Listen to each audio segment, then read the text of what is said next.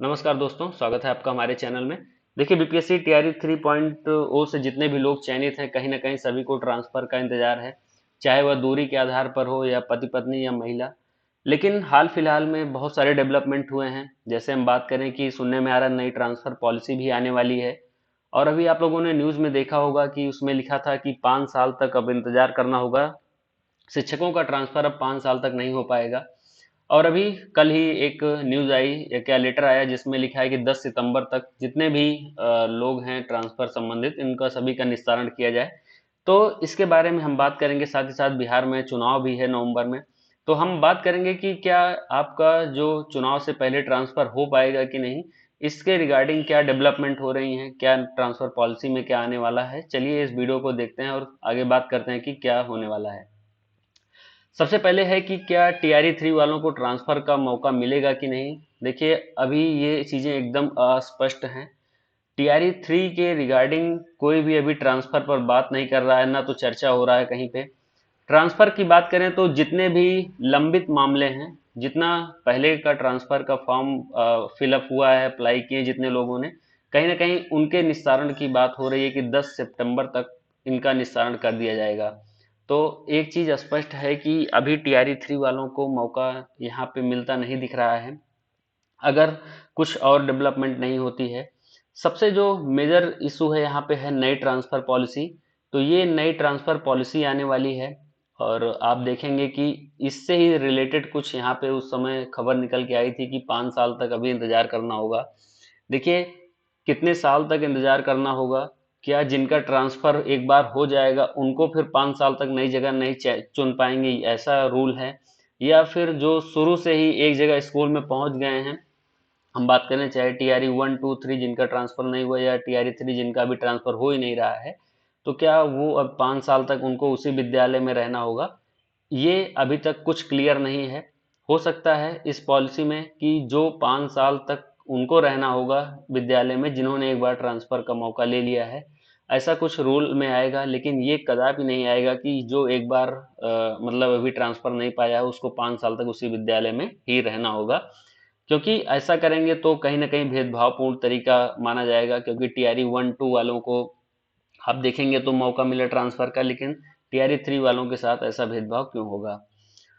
बहुत सारे लोग कह रहे हैं कि नई ट्रांसफर पॉलिसी में क्या म्यूचुअल ट्रांसफर ही रहेगा, या फिर जो है कहीं ना कहीं म्यूचुअल की बात कर रहे हैं, या फिर कुछ लोग कह रहे हैं कि नहीं, जो है एक जगह से दूसरी जगह जाने के लिए सिर्फ हम लोग अप्लाई करेंगे, उसके बाद वो लोग अपना जो है खोज कर वहाँ पे हमको चुने हुए ब्लॉक या विद्यालय में हमको पदस्थापित करेंगे। देखिए, नई ट्रांसफर पॉलिसी में दोनों चीज़ें रहेंगी। म्यूचुअल की व्यवस्था तो कभी खत्म नहीं हो सकती, साथ ही साथ वो अपने स्तर से भी आपका ट्रांसफर करेंगे। अभी बहुत अधिक लोगों का ट्रांसफर का मामला था, 1,90,000 93,000 लोगों का ट्रांसफर का मामला था, इसलिए म्यूचुअल को ओपन किया गया था। लेकिन जैसे ही सेटलमेंट होता है वैसे ही आप लोगों को ट्रांसफर का जो है बात चलेगा। और तीसरा सबसे बड़ी चीज़ है कि जो भी बॉर्डर से, दूसरे राज्यों के बॉर्डर से हम बात करें यूपी से, तो अगर इनसे जो सटे हुए जो बिहार के ज़िले हैं, कहीं ना कहीं इसमें सीटें अब जो है फुल होती दिख रही है। चूंकि यहाँ पे शिक्षकों का पहले से ही शिक्षक यहाँ पे मौजूद थे, साथ ही साथ अब बहुत सारे ट्रांसफर होके जो शिक्षक यहाँ पे गए हैं, इनकी वजह से कहीं ना कहीं अब जो है टीआरई 3 वालों को बॉर्डर से जो सटे यहाँ पे जिले होंगे उनमें कहीं ना कहीं अगर उनको पदस्थापित होना है तो म्यूचुअल एक रास्ता है। क्योंकि म्यूचुअल के अलावा अगर आप देखेंगे, मान लीजिए कि कोई विद्यालय है, वहाँ पे 6 लोगों की कैपेसिटी है, 6 लोग पहले से हैं, तो सातवां लोग क्यों वो दूर के जिलों से लाके यहाँ पे रखेंगे। ऐसा हो सकता है कि यहाँ से कोई एक टीचर दूर जाना चाहे तो उसके स्थान पर किसी और को पदस्थापित कर दिया जाएगा। तो एक चीज आप लोग ये करिएगा, जब भी ट्रांसफर के लिए आएगा तो जो सटे जिले हैं उनके जो बगल में आसपास के जिले हैं, आप लोग उन पे ज्यादा प्रयास करिएगा। तो हो सकता है कि आपको मौका मिलेगा। लेकिन आप वही जिला अगर चुनेंगे तो फिर दिक्कत होगी। तो मेरा कहने का सीधा सीधा मतलब है कि आप जो है जितना दूर होंगे आप सिर्फ करीब में आने को सोचिए, एकदम बॉर्डर या एकदम नियरेस्ट में मत जाने को सोचिएगा, नहीं तो मिलेगा नहीं, सीटें एकदम फुल हो चुकी हैं अब। और ये सभी लोगों का दायित्व है कि टीआरई 4 से पहले आप लोगों का ट्रांसफर हो, क्योंकि अगर टीआरई 4 हो गया एक बार, यहाँ से सीटों की गणना होके चली गई कि विद्यालय में कितने जो है इस समय टीचर हैं, तो बहुत दिक्कत होगी। ये 10 सितंबर की बात इसीलिए की जा रही है। मैं क्यों कह रहा हूँ कि टीआरई 3 वालों को मौका नहीं मिलेगा, क्योंकि अब जो है टीआरई 4 आने वाला है और टीआरई 4 की जो सीटों की जो रिक्तियां होंगी उनकी गणना जो है प्रति विद्यालय से होकर गुजरती है। एक एक विद्यालय से डाटा मांगा जाता है कि आपके यहाँ कितने टीचर की कमी है। तो एक बार जब 10 सितंबर तक सब अपने अपने स्थान पर पदस्थापित हो जाएंगे, उसके बाद एक एक विद्यालय से जाएगी टीआरई 4 की रिक्तियां, उसके बाद वहां पे रिक्तियों को फिर जो है पुनः भरा जाएगा।